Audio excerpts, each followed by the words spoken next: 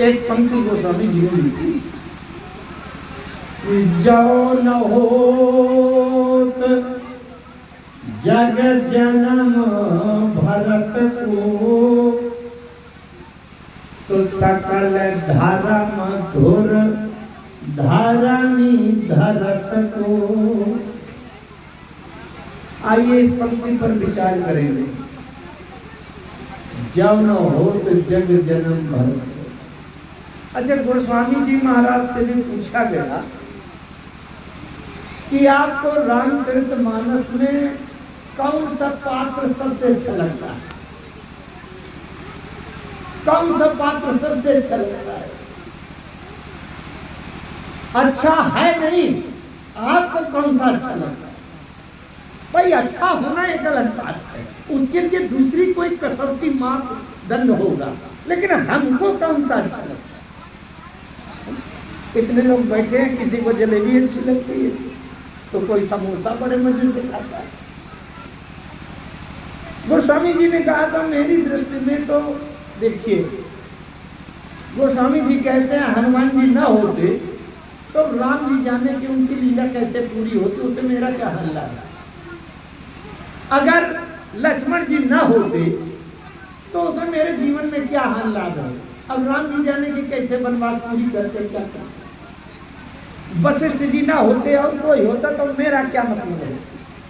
लेकिन हाँ, एक पात्र ऐसा है कि अगर वो ना होता तो मेरे व्यक्तिगत जीवन में बहुत बड़ी हानि होती।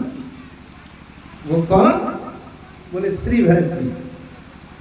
गोस्वामी जी से पूछा गया कि तो भरत जी में ऐसा क्या है जो आपके व्यक्तिगत जीवन में उनके कारण से आपको हानि लाभ या सुविधा सुविधा कल्याण कल्याण की बात आ रही। गोस्वामी जी कहते हैं भरत जी एक ऐसे दिव्यतम पात्र हैं कि पूरी अयोध्या को लेकर के राम जी की शरण में जा रहे हैं। जो अयोध्या को छोड़कर जो राम जी चले गए हैं, भरत जी सबको राम जी की शरण में पहुंचा रहे हैं। इसलिए देख करके उत्साह बढ़ गया कि जिसको राम जी छोड़कर भी चले जाएं उसको भरत जी पहुंचा दें। किसी ने प्रश्न किया कि ये काम तो हनुमान जी भी कर देते हैं। अभी साक्षी देवी कह रहे थे, नाथ शैल पर कपिपति राई सो सुग्रीव दास तो यारी। तो बोले हनुमान जी ने तो राम जी की मित्रता सुग्रीव से करा दिया। हनुमान जी लंका गए, विभीषण जी को बाहर निकाल लाए और राम जी से मित्रता करा दिया। तो ये काम तो हनुमान जी भी कर सकते थे कि नहीं? गोस्वामी जी कहते नहीं, हनुमान जी में भरत जी में अंतर है। क्या? हनुमान जी एक एक व्यक्ति को पकड़कर राम जी से मित्रता जोड़ते हैं। सुग्रीव जी को मित्रता कराई और विभीषण जी की मित्रता कराई। भैया जो आदमी एक एक करके राम जी से जोड़े तो बहुत खरा नोट होना चाहिए। अगर खरा नोट है 500 का, कहीं भी चला दो आप। लेकिन अगर सड़ा गला कटा फटा नोट है और अकेले लेकर के बाजार में दुकान में चलाने जाओ तो सेठ जी ऐसे देखेंगे, अरे कहीं ये ठीक नहीं, ये फटा। गोस्वामी जी कहते हैं मैं कटा फटा सड़ा गला नोट। अब गोस्वामी जी के साथ में मैं अपने को भी जोड़ लेता हूँ। ये राम गोपाल तिवारी भी सड़ा गला कटा फटा नोट है। तो गोस्वामी जी कहते हैं कि जब मैंने श्री भरत जी को देखा कि पूरी अयोध्या को साथ में लिए हैं, तो इतनी बड़ी भीड़ में एक कोई पापी आदमी भी जाकर के घुस सकता है कि नहीं, चल सकता है कि नहीं। जब पूरी 100 नोटों की गड्डी बनाओ तो एक आध नोट तो कटा फटा भी दबदबा के चल जाएगा। लेकिन गोस्वामी जी कहते हैं कि तब मेरा हृदय और ज्यादा उत्साहित हो गया कि जब मैंने देखा कि श्री भरत जी मंथरा को और कैकेयी को भी साथ में लिए चले जा रहे हैं, तब मेरा हृदय और उत्साहित हो गया कि जो मंथरा और कैकेयी जैसी को भी राम जी की शरण में ले जाकर पहुंचा सकते हैं। तो तुलसी को आशा बन गई कि अब मुझे भी राम जी की शरण में पहुंचा देंगे। ये प्रश्न। अच्छा, मानस में उल्लेख है इसका, ऐसे मन गढ़ंत बात नहीं होती। सिया राम प्रेम पीयूष पूरन होत जन्म न भरत को, मुनि मन आगम जम नियम समदम विषम वृत आचरत को। कलिकाल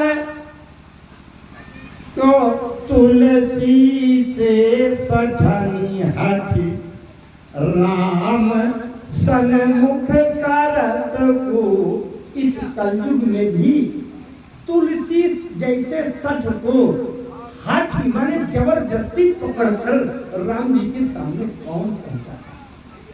इसलिए गोस्वामी जी कहते हैं, इसी राम प्रेम पीयूष पूर्ण होत जन्म न भारत को।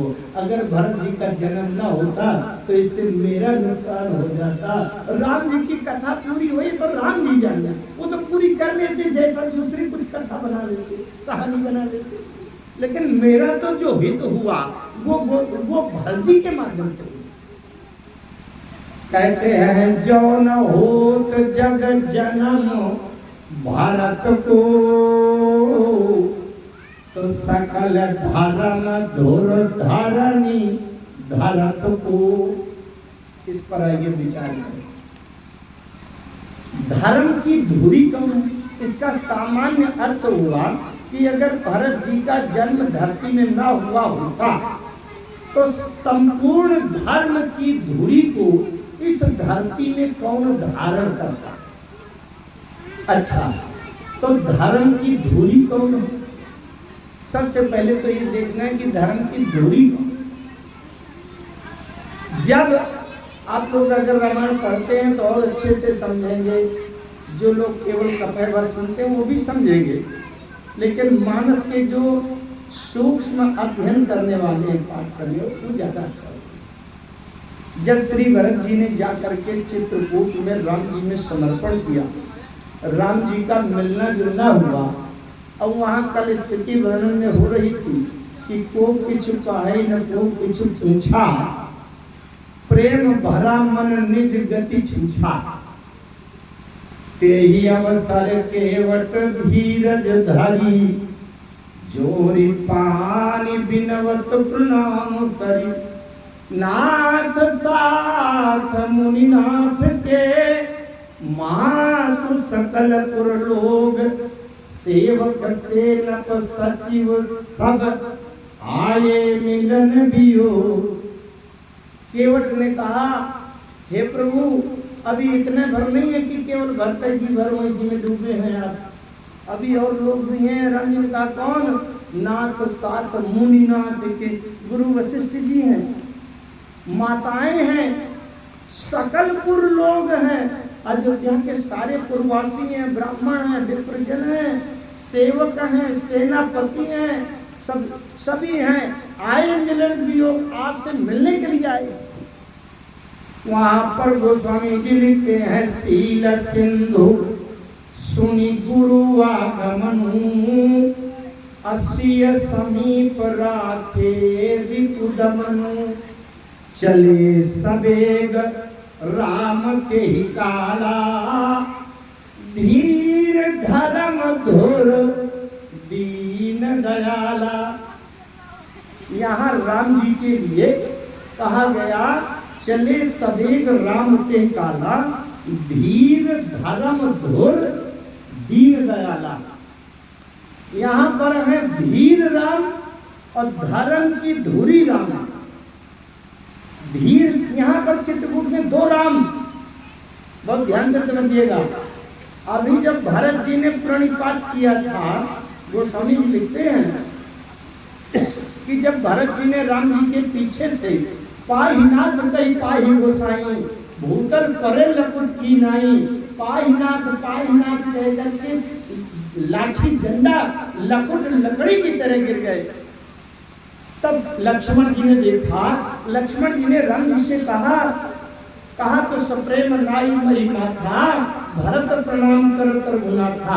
जिस समय लक्ष्मण जी के द्वारा ये संदेश कहा गया कि भरत प्रणाम कर कर गुना था, उस समय राम जी कौन राम थे? ध्यान से एक एक शब्द समझिएगा। उठे राम सुनि प्रेम अधीरा, अधीर राम। उठे राम सुनि प्रेम अधीरा, कहूँ पट कहूँ निसंग धन तीरा। राम जी ने जब से सुना कि भरत जी के साथ सेना आ रही है बहुत ज्यादा, एक आई कहा बहोरी, सेन संग चतुरंग न थोरी, तब से राम जी को चिंता हो गई अब तो भरत से हारना ही पड़ेगा। भरत से कभी जीत सकते हैं क्या? अरे गीतावली रामायण में आया है, गीतावली में, कि जब युवावस्था में साथी लोग मिलकर के खेल खेला करते थे, तब भी जब आमने सामने भरत और राम जी टक्कर में खड़े हो जाएं, बड़ा विस्तार से वर्णन है, उसको बीच में लाना नहीं चाहता, नहीं समय बहुत लग जाएगा, मैंने जहां का लक्ष्य बनाया वहां तक नहीं पहुंचा। तो जब राम और भरत वहां गेंद का खेल हो रहा था, अच्छा गेंद का खेल हो रहा था, तो जब भी खेल होता है तो दो पार्टी बनाई जाती है ना, चाहे फुटबॉल हो चाहे क्रिकेट हो चाहे कोई भी खेल हो, दो पार्टी बनाई जाती है। अच्छा दो पार्टी दो पक्ष बनते हैं, तो ऐसा होता है गाँव में कि एक एक प्रतिनिधि दो व्यक्ति बैठ जाते हैं, बाकी साथी गुइया बिराई बन करके और एक गिनती करके मिला लिए जाते हैं, और उसमें कोई बन करके उधर से आ जाता है, कोई ले नीला कोई ले पीला, और किसी आपस में नीला पीला नाम रखा दिया, जिसने मांग लिया उसकी तरफ नीला आ गया पीला आ गया, ऐसा करते हैं। तो राम जी इधर और भरत जी उधर बैठ गए, भाई दो मुखिया बैठ गए, दो पार्टी के दो पक्ष के, अब सभी सखा मित्र जाए बिराई बन करके आ जाए। लक्ष्मण जी ने कहा देखो प्रभु, खेल हो चाहे सही वाला हो, मैं तुम्हारे दुश्मन वाली पार्टी में तो हो ही नहीं सकता, मैं तो अपनी तरफ होऊंगा और बिराई बनने जाऊंगा, पता नहीं किस तरफ लाठी खुल जाए, कहाँ पहुंच जाऊंगा, तो मैं आपके अच्छा खेल में खेलत में वो काको मुसैया, वो तो सामने वाली पार्टी को दुश्मन की तरह मानकर खेलते। अच्छा तो लक्ष्मण जी ने कहा सरकार मैं ये कुछ नहीं जानता, चाहे खेल हो चाहे सही सही की घटना हो, मैं तो आप के साथ रहूंगा। राम जी का मुंह लटक गया। राम जी ने कहा अगर इसी तरह सब लोग भावुकता कर देंगे तो इसका मतलब मेरा खेल फिर नहीं होगा क्या? भरत जी की ओर दृष्टि पड़ी, भरत जी खड़े हो गए, हाथ जोड़कर नीचे से झुका लिया, आंखों से टप टप आंसू चलने लगे। और भरत जी ने कहा प्रभु आपको अपना दुश्मन बनाने से अगर आपका खेल बनता हो तो मैं दुश्मन बनने को तैयार हूं, मैं विपक्ष बनने को तैयार, मेरा जीवन का कोई अस्तित्व नहीं है, मैं तो केवल आपकी प्रसन्नता और आपकी संतुष्टि के लिए जीवा। राम जी ने कहा अब धन्यवाद, अब खेल होगा। एक तरफ राम जी एक तरफ भरत जी, अब लक्ष्मण जी तो बिना बिराई बने बिना लाटरी खोले सीधे खुल करके कहा मैं राम जी की तरफ। तो भैया गिनती बराबर करने के लिए लक्ष्मण के बदले में शत्रुघ्न हो गए भरत जी की तरफ, और बाकी गली गली गुइया बांट लाए। गीतावली में बड़ा अच्छा छंद आया है वो समझ। अब जब गेंद का खेल होने लगा, फुटबॉल हो रहा था, फुटबॉल इधर राम जी की तरफ से उछाली गई, राम जी की तरफ से उछाली गई, और जब उधर से भरत जी ने फेंका तो राम जी ने लात की ठोकर मार दिया, तो भरत जी की पार्टी में चली गई गेंद। जब भरत जी की पार्टी में गई तो भरत जी ने चौगुने शक्ति से बहुत जोर से ठोकर मारी। अच्छा इधर से जितनी तेजी से गेंद जाएगी उतने तेजी से उसकी प्रतिक्रिया भी होती है। तो भरत जी ने चौगुनी ठोकर से गेंद में चोट मारी, तो अब राम जी के पक्ष में इतनी तेजी से आई कि राम जी उसको लौटा नहीं पाए। और जब लौटा नहीं पाए तो ताली पिट गई, राम जी हार गए, राम जी हार गए, भरत जी जीत गए, भरत जी जीत गए। आध्यात्मिक तत्व क्या है? राम जी हैं भगवान, भरत जी हैं भक्त। ये जीव है गेंद। राम जी ने जब संसार में ये जीव रूपी गेंद को उछाल दिया, भरत जी ने इतनी तेजी से ठोकर मारी भक्त ने कि अरे मूर्ख, कहीं कहीं यहाँ कहीं गिरोगे तो फंसते रहोगे, इसलिए वहां से आए हो, वहीं जाओ। तो जीव को चौगुनी ठोकर मारकर भक्त भगवान के पक्ष में दे देता है। और भगवान ने कहा कि जिसको भरत ने ठोकर मारकर मेरी शरण में भेजा है, अब उसको मैं दोबारा ठोकरा नहीं सकता, लौटा नहीं सकता। उस गेंद रूपी जीव का जीवन है। गोस्वामी जी ने लिखा, एक कहा भाई हार राम जी, एक कहा भैया भारत जय। कुछ लोग कहने लगे राम जी हार गए, राम जी हार गए। कुछ लोग कहने लगे भरत जी जीत गए, भरत जी जीत गए। शत्रुघ्न जी से सहन नहीं हुआ, वो लक्ष्मण जी से सहन नहीं हुआ। लक्ष्मण जी कहते हमारे राम जी कभी हार नहीं सकते, हार नहीं सकते। लक्ष्मण जी ने कहा सुनो, यहाँ भावुकता नहीं चलती, लौटा नहीं पाए हैं, हमारे भरत जी जीत गए, तुम्हारे राम जी हार गए। अच्छा, जो आउट हो जाता है वो किनारे जाके बैठ जाता है, पवेलियन लौट जाता है, चुपचाप बैठो, हार गए। अब लक्ष्मण जी गए राम जी के पास, शत्रुघ्न जी को लिवा कर, ये बताओ प्रभु आप कभी हार सकते हो किसी से? ये तो आपने जानबूझकर वो कर दिया, इसलिए खेल ऐसा हो गया, नहीं कभी हार सकते हो? शत्रुघ्न जी ने कहा सरकार यहाँ भावुकता नहीं चलेगी, खेल है स्पष्ट, हार गए हो। लक्ष्मण जी के सामने राम जी का मुंह नीचे की ओर लटक गया और राम जी ने कहा लक्ष्मण, सत्यता तो यही है कि मैं भरत जैसे भक्त के सामने हार जाता हूँ, सच्चाई। भरत जी ने इसको स्वीकार किया। मैं प्रभु कृपा रीति जिया जोही, आहार्यु खेल जितायु मोही। खेल में जब मैं हारने लगता था तो आप जानबूझकर मुझे जिता देते थे, स्वयं हारता। अब हुआ ये, ताली पीटने लगी, भरत जीत गए, राम हार गए, राम हार गए। लेकिन भरत जी का मन उत्साहित नहीं हुआ, नीचे की ओर मुंह लटक गया, नीचे की ओर मुंह लटक गया। राम जी गए महाराज दशरथ के पास, पिताजी के पास, पिताजी अयोध्या का खजाना खोलिए, मुझे विजय पर्व में धन लुटाना है। कौशल्या जी आई, उन्होंने कहा अच्छा अभी सब भाई खेलने गए थे तो लगता है जीत गए। राम जी ने कहा धन लुटाना है, धन लुटाना है विजय पर्व में।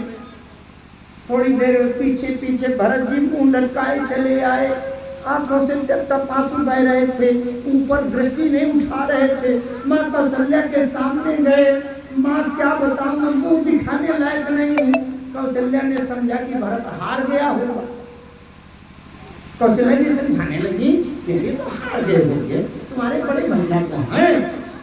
बोले माँ, भरत जी ने कहा, बोले माँ मैं हार जाता तो ही जीवन सार्थक था, मेरे प्रभु मुझको जिताने के लिए हार गए हैं, यही मेरा दुर्भाग्य है। तो कौशल्या जी ने कहा तो फिर ये धन क्यों लुटा रहा है, खजाना क्यों लुटा रहा है? राम जी ने कहा अपने छोटे भाई भरत के विजय पर्व का उत्सव मना रहा हूँ, धन लुटा रहा। ऐसा क्यों होगा राम जी की तरफ? आज यहाँ भी युद्ध हुआ, बहुत ध्यान से समझो, थोड़ी सी तात्विक व्याख्या होगा। आज यहाँ भी युद्ध हुआ, युद्ध में जीतने और हारने के लक्षण क्या होते हैं? राम जी ने लंका कांड में जब रावण रथ पर बैठकर आ गया, विभीषण जी ने प्रस्ताव रखा कि रावण रथ विरथ देख विभीषण भयो अधीरा, नाथ न रथ नहीं तन पद त्राना, के भी लीजिए तकदीर कर। तो राम जी ने वहां धर्म रथ का वर्णन किया। सौरज धीरज तेहि रथ जाका, सत्यशील दृढ़ ध्वजा पताका। सबसे पहले शौर्य और धैर्य रथ के 2 पहिया होने चाहिए।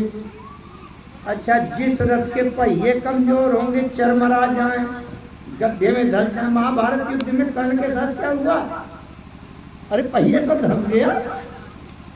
अरे राम जी ने कहा पहिया मजबूत होना चाहिए, शौर्य और धैर्य। ये शौर्य क्या है और धैर्य क्या है? शौर्य वो है कि भीतर से जो उत्साह है, योद्धा को घर से निकालकर युद्ध भूमि में पहुंचा दे, उस उत्साह को शौर्य कहते हैं। और युद्ध में शत्रु की सेना से आमने सामने खड़े होने पर शत्रु की सेना शस्त्र बल को देखकर जो घबराहट ना हो, उसको धैर्य कहते हैं। अच्छा, अब ये धर्मरथ और किसी के पास संसार में हो चाहे न हो, पर राम जी के पास तो पक्का है कि नहीं? भाई, जैसे परीक्षा में प्रश्न आ गया, कोई विद्यार्थी प्रश्न हल ना कर पावे तो ना करे, लेकिन जो उसका परीक्षक है वो तो सारे प्रश्नों का हल कर देगा कि नहीं? संसार में और किसी के पास पूरे लक्षण हो चाहे ना हो, पर राम जी के पास तो है ही है धर्मरथ के लक्षण। लेकिन आप देखिए अब राम जी कैसे हार रहे हैं, क्योंकि धर्मरथ अगर सही मजबूत है तो हार नहीं सकता। लेकिन राम जी का धर्मरथ कैसे चरमरा गया, आप लोग ध्यान से सुने।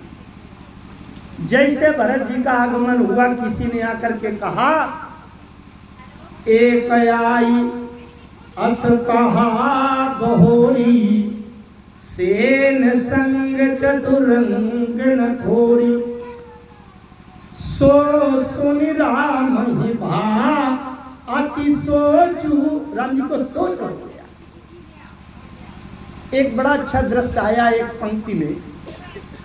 भरत जी महासागर की तरह हैं, राम सकोची प्रेम बस, भरत सप्रेम पयोधि। भरत जी महासागर हैं प्रेम। अच्छा, जैसे हम आप लोग तालाब में स्नान करने के लिए घुस हैं और तालाब गहरा हो और सीढ़ियों से ऐसे उतरते चले जाएं, यहाँ तक पानी, हमको पता नहीं है, और एकदम से एक सीढ़ी के बाद पैर रखा कि पैर के नीचे जमीन टटोले नहीं मिल रही और हम तैरना जानते नहीं हैं। आप कल्पना करिए वो स्थिति की कि जैसे हम तालाब में अगली सीढ़ी में से पांव आगे बढ़ा हैं और यहाँ तक पानी हो गया मुंह के बराबर तक, और नीचे पैरों में भूमि नीचे की टटोले नहीं मिल रही, क्या सोचेंगे आप? अब तो गया और मर गया। तैरना आता नहीं है, नीचे पैरों में आहट मिल नहीं रही, लगता है डूब गया, मेरी जिंदगी गई, यही तो सोचेंगे। राम जी भी डूब गए, राम जी बच नहीं पा रहे थे। बहुत ध्यान से चौपाई स्मरण कराऊं, जो लोग रामायण पढ़ते हैं वो जानेंगे। भारत सुभाव समुझी मन माही, प्रभु चित हित थीति पावक नाही। भरत जी का स्वभाव, भरत जी का प्रेम, भरत जी का समर्पण जब सोचते हैं राम जी, तो प्रभु चित हित थीति माने नीचे से ठाए नहीं मिल रहे। प्रभु चित हित थीति पावत नहीं। राम जी को भरत जी के समर्पण की गहराई की था नहीं मिल पा रही। कैसे तर्क करूंगा, कैसे प्रश्नोत्तर करूंगा, कैसे भरत को मना करूंगा कि मैं नहीं जाऊंगा। कैसे मना करूंगा? थाह नहीं मिल रही। अब जब थाह नहीं मिल रही तो राम जी को डूब जाना चाहिए। भाई अगर हमें थाह नहीं मिली, तैरना नहीं जानते, और नीचे जहां पांव हम ऐसे ऐसे कर रहे हैं उसके 10-20 फुट और गहराई तक पानी है, तब तो डूब जाना चाहिए कि नहीं? अरे राम जी तो डूब ही जाते, लेकिन भरत जी ने बचाया। कैसे? तब समाधान तब भाग्य है जाने, भरत कहे महा साधु सयाने। तब राम जी के हृदय को स्थिरता तब मिली जब ये सोच लिया कि चाहे उचित हो चाहे अनुचित हो, नीति हो चाहे अनीति हो, धर्म हो चाहे अधर्म हो, मैं अगर कह दूंगा तो भरत मेरा कहना नहीं टालेगा। बस केवल ये सहारा मिला राम जी को। नहीं, भरत जी के सामने कोई तर्क शास्त्रार्थ या नीति अनीति के बिंदु लेकर के बचने का राम जी के पास कोई गुंजाइश नहीं। इसका मतलब जब राम जी को थाह नहीं मिल रही तो राम जी के शौर्य का जो पहिया था, सौरज धीरज तेज चाका, शौर्य का पहिया चकनाचूर हो गया।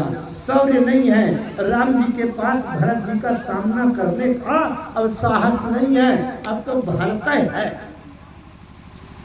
एक पहिया यहां चरमराया और दूसरा पहिया जब भरत जी ने समर्पण कर दिया, भरत जी ने समर्पण कर दिया तो गोस्वामी जी लिखते हैं, उठे राम सुनी प्रेम अधीरा। राम जी का धीरज छूट गया। अधीरा माने धीरज नहीं रह गया। और जब धीरज नहीं रह गया तो राम जी के जीवन के धर्मरथ का दूसरा पहिया भी चरमरा गया। क्योंकि सौरज धीरज तेरथ चाका, इसका मतलब राम जी के धर्मरथ के दोनों पहिए चकनाचूर। शौर्य भी नहीं है, धैर्य भी नहीं। एक बात और बताऊंगा आपको, सामने से दुश्मन आ जाए और हमारे हाथ ऐसे ऐसे कांपे हैं, अब बंदूक नीचे गिर है और इधर का कारतूस का पट्टा इधर खिसक है, इसका मतलब क्या जीतेगा? अंतिम दिन जब रावण युद्ध करने चला है, वहां गोस्वामी जी ने लिखा है, श्रवहि आयुध हाथ की। गीता में अर्जुन कहते हैं, गांडीवम संस्ते हस्त तुक्ष परदई। ये गांडीव डगमगा रहा है।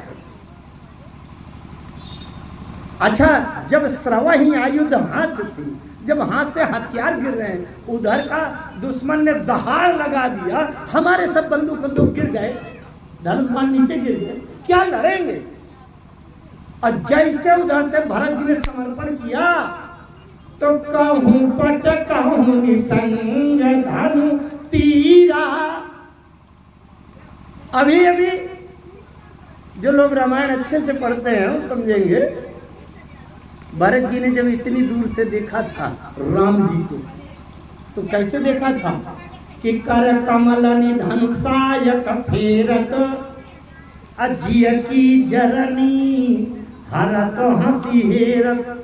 कर कमलन धनुषायक फेरत, अगर हाथों में लेकर धनुष बाण ऐसे ऐसे ऐसे ऐसे कर रहे हैं, इसका मतलब वीर रस बहादुरी दिखा रहे हैं। अगर हम अपनी बंदूक बार बार तोड़े, फिर से उसमें कारतूस कराएं और फिर ऐसे ऐसे तो करें, उसका बैरल ठीक करें, तो इसका मतलब बहादुरी, कुछ रोष, कुछ लड़ने का वो है तैयारी। और अगर धनुष बाण गिर जाए तो भरत जी ने अभी अभी देखा था कि कर कमल धनुषायक फेरत, अजिय कै जरनी हरत हंसी हेरत। लेकिन जैसे भरत जी ने समर्पण किया वैसे उठे राम सुनी प्रेम अधीरा। अब कहूं पट कहूं निसंग, कहूं धनु अब कहूं तीरा। यह हाथ से धनुष बाण तरकस ये सब खिसक गए। जो लोग बहुत गहरी और गहरी बात जानना चाहते हैं, एक दो लोग हैं और थोड़ी सी, ये धनुष क्या है? विज्ञान। बर विज्ञान कठिन को दंडा। विज्ञान के धनुष से जो बाण चलते हैं वो ज्ञान के बाण हैं। ये तर्कस हमारे मन की साधना, अमल अचल मन त्रोण समाना, समझम नियम सिली मुख नाना। जब भारत जैसा प्रेमी समर्पण करके औंधे मुंह धरती में पड़ा हो, उस समय राम जी के पास विज्ञान, ज्ञान, साधना, तपस्या, ये राम जी के कंधे की ऊंचाई में रहने का साहस कैसे कर सकते हैं? क्योंकि प्रेमी से बड़ा महत्वपूर्ण, समर्पण और शरणागति से ज्यादा महत्वपूर्ण राम जी के सामने ज्ञानी विज्ञानी का नहीं है। इसलिए विज्ञान का धनुष खिसक गया और ज्ञान का बाण भी नीचे गिर गया। ये सब नीचे गिर गए क्योंकि भारत जैसे समर्पण, शरणागत, समर्पण और प्रेमी के सामने ज्ञान विज्ञान उनसे ऊंचे तो रह ही नहीं सकते। इसलिए इस साधनात्मक दृष्टि से ये इससे ऊपर है जो शरणागत। राम जी ने तो लंका में भी कह दिया था, विभीषण जी आ रहे हैं ना, तो जो सभी ते आवा शरणाई तो रखियो ताई प्राण की। आप देखें कुछ भक्त ऐसे हैं जिनके हृदय में राम जी रहते हैं, जैसे हनुमान जी, जासु हृदय आधार बसई राम सच्चा। जैसे भरत जी, भारत हृदय से राम निवासी। जैसे शंकर जी, ये दो बंधु शंभु उर्वासी। ध्यान से समझना। कुछ भक्त ऐसे हैं जिनके हृदय में राम जी रहते हैं, तो वो भक्त ज्यादा महत्वपूर्ण है या कोई भक्त राम जी के हृदय में रहता है वो ज्यादा महत्वपूर्ण? हनुमान जी के हृदय में राम जी रहते हैं, भरत जी के हृदय में राम जी रहते हैं, शंकर जी के हृदय में राम जी रहते हैं, पर राम जी के हृदय में विभीषण जी रहते हैं। आस सजन मम उर बस कैसे, लोभी हृदय बसई धन जैसे। क्यों? इसलिए कि शरण में आया है। शरण में व्यक्ति तब आता है जब संसार में कोई दूसरा सहारा नहीं रह जाता, जब तब वो शरण में आता है। राम जी कहते हैं जो सभी तो आवा शरणाई तो रखियो ताई प्राण की नहीं। क्यों? इसका कोई नहीं है, केवल मेरे भरोसे आ गया।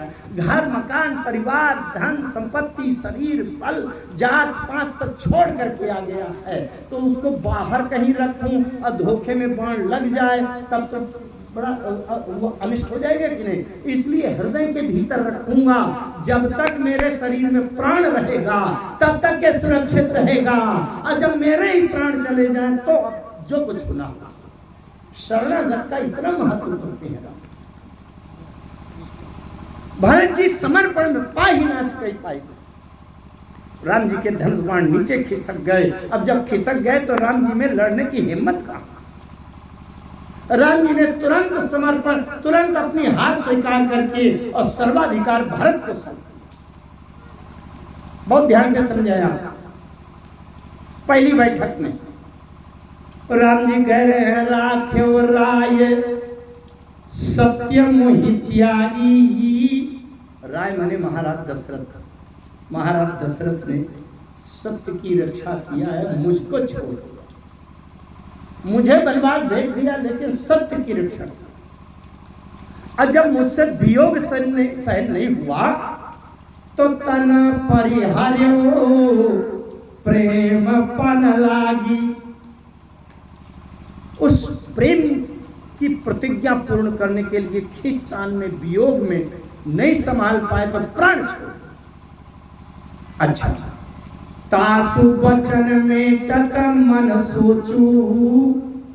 पिताजी को वचन कितने कीमती लगे होंगे कि भले ही प्राण निकलने की स्थिति आ जाए लेकिन सत्य की रक्षा के लिए मुझे 14 वर्ष का वनवास निकाल दिया, और मेरा वियोग सहन नहीं हुआ तो प्राण चाहे निकल जाए लेकिन ये सत्यवादिता की प्रतिज्ञा रह जाए, इसके लिए प्राण निकाल दिए। वो बिंदु कितना महत्वपूर्ण होगा, वो वचन कितने महत्वपूर्ण होंगे। राम जी कह रहे हैं भरत जी से, ध्यान से समझिएगा। राम जी कह रहे हैं तासु वचन में डक मन सोचू, पत्य हिते अधिक तुम्हार सकोचू। भरत जी से कह रहे हैं भरत, पिताजी के वचन मेटने में मुझे सोच तो बहुत है, परंतु ते हिते अधिक तुम्हार सकोचू। उनके पिताजी के वचन की महत्व सोच से भी ज्यादा तुम्हारा संकोच है। इसका मतलब अगर तुम कहो तो मैं पिताजी की आज्ञा भी मेट करके तुम्हारे मन का कर सकता। क्या है, राम जी ने अपना सर्वाधिकार भरत के हाथों सौंप दिया, माने अपनी हार स्वीकार कर ली। भरत, इस निर्णय के स्वामी तुम हो, तुम्हारे प्रति पूरा अधिकार है, मैं स्वतंत्र नहीं। एक बार नहीं, फिर से देखिएगा। फिर से राम जी ने कह दिया कि संकोच छोड़कर कहो। भरत जी से कह दिया मन प्रसन्न करी सकुच तजी, काहू करो स्वयाज। अरे भरत, प्रसन्न मन, तुम्हारा जिसमें मन प्रसन्न है, संकोच छोड़कर कहो, काहू करो स्वयाज, जो तुम कहोगे वही कर दूंगा। सत्य संधर घुबर बचन, सुनि भा सुखी समाज। अयोध्या की समाज प्रसन्न हो गई कि राम जी सत्यवादी हैं। राम जी ने कह दिया भरत बताओ, जो तुम्हारा जिसमें मन प्रसन्न हो वही मैं कर दूंगा जो तुम कहोगे। तो अयोध्या प्रवासियों ने सोचा अब क्या है, अब तो टप से भरत कहेंगे कि तो फिर आप अयोध्या लौट चलिए, वहां सबको मार तहस नहस कर जाए हैं। तो आप तो बढ़िया सरलता से समस्या हल हो गई। अब भरत जी कहेंगे सरकार चलिए अयोध्या, अब राम जी लौट चले। तीसरी बार फिर कह दिया राम जी ने कि भारत कहाई सोई किए भलाई, आस कही राम रहे अरगाई। अरगाई माने जानते हैं हाँ। क्या ये बात, अरगाई माने चुप। अस कही राम रहे अरगाई, इतना कह करके राम जी चुप हो गए। इसका मतलब अंतिम बात कह दिया, अब इसके बाद कुछ नहीं कहा जाएगा, हो गया। अंतिम बात क्या कि भारत कहाँ ही सोई किए भलाई, जो भरत कहेगा वही करने में कल्याण, वही मैं करूंगा, और चुप। इसका मतलब ये अंतिम बात राम जी ने कह दिया। अब तो भरत को कहने चाहिए। अच्छा, मैं कहता हूं भरत जी की जगह में इस जगह अगर भरत जी के अलावा कोई भी होता, मैं आप कोई भी, तो चूकते क्या टप से कह देते कि तुम चलिए लौट चलिए, कह देते कि नहीं। भरत जी भी सोचते संसार में मेरे नाम पर कलंक लग गया है, तमाम लोग शंका कर रहे हैं, एक कहां है बात अलिहा, कान मूंद कर रद गई, एक भरत कर सम्मत कहां। अयोध्या में ये कानाफूसी हो रही थी। एक भरत कर सम्मत कहाई, एक उदास भाई सुनिरा।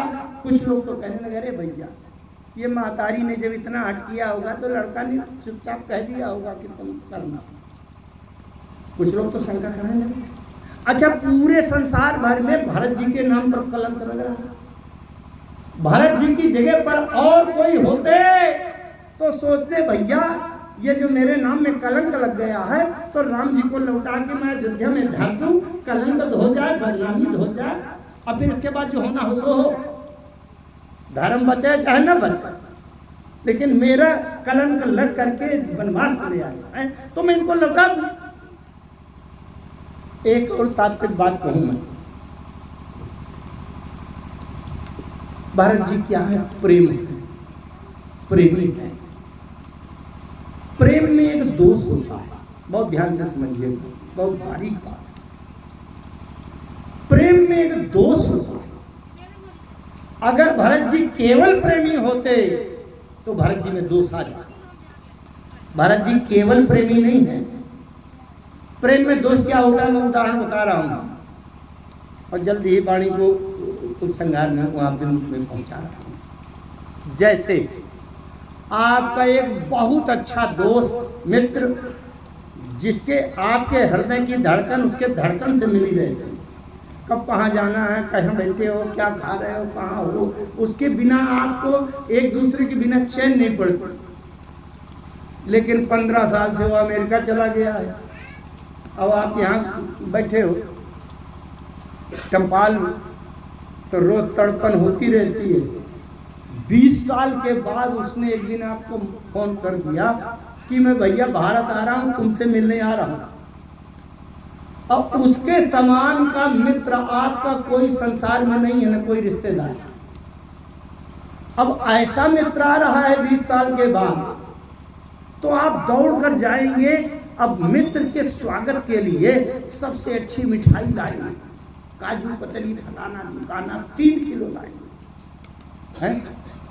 और जैसे आपका मित्र आया आप लिपट पड़े, और आपने आकर के अच्छे से अच्छे सोफा में बैठाया और सामने हाथ मुंह धुला करके वो मिठाई प्रस्तुत कर। आपने कहा सुनो, मैंने आज तक किसी को 100 रुपये की भी मिठाई नहीं खिलाया, अब तुम्हारे लिए इतना बड़ा दिल है मेरा कि 3000 की किलो की मिठाई लाया,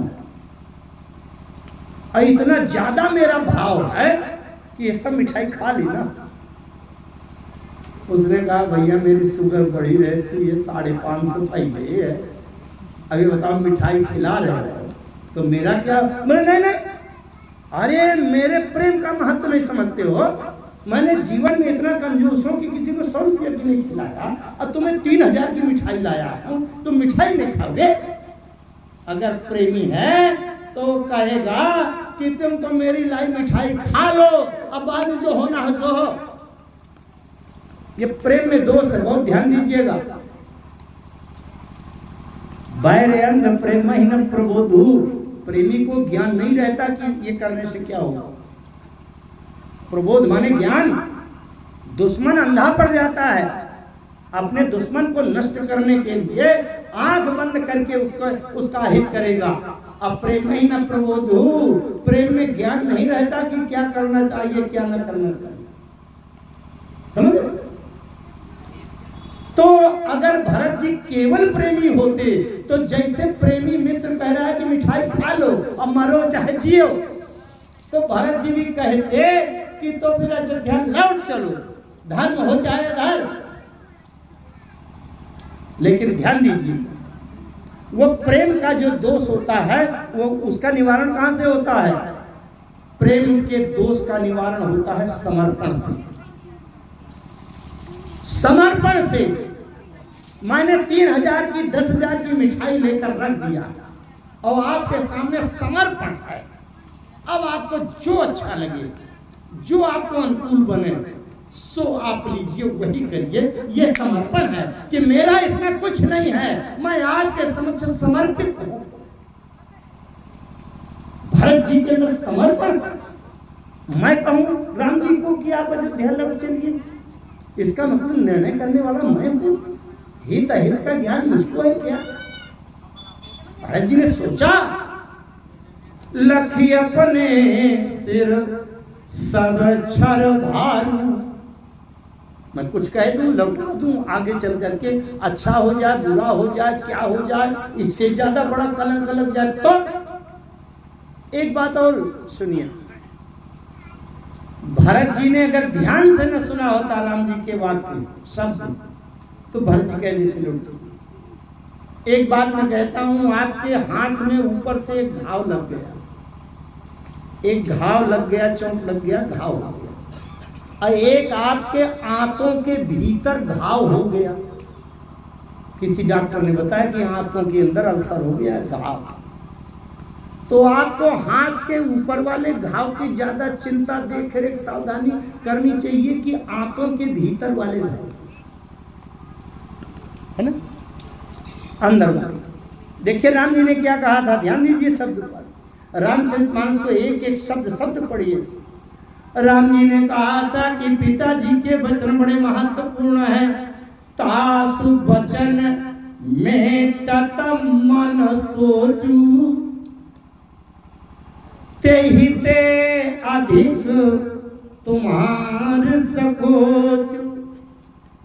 पिताजी की आज्ञा से ज्यादा तुम्हारा संकोच तो है भरत, लेकिन उनकी आज्ञा, पिताजी की आज्ञा अगर मेट दूंगा तो बाहर का शरीर तो सुख वैभव महलों में, राजमहलों में, सोने के महलों में पहुंच जाएगा, रबड़ी मलाई हलवा के बीच में पहुंच जाएगा, लेकिन मन सोचू तास वचन मेटत मन सोचू, तो शरीर अभावग्रस्त रहे तो ये स्थिति ठीक है कि मन के भीतर सोच हो जाए, वो ठीक। भरत जी ने समझ लिया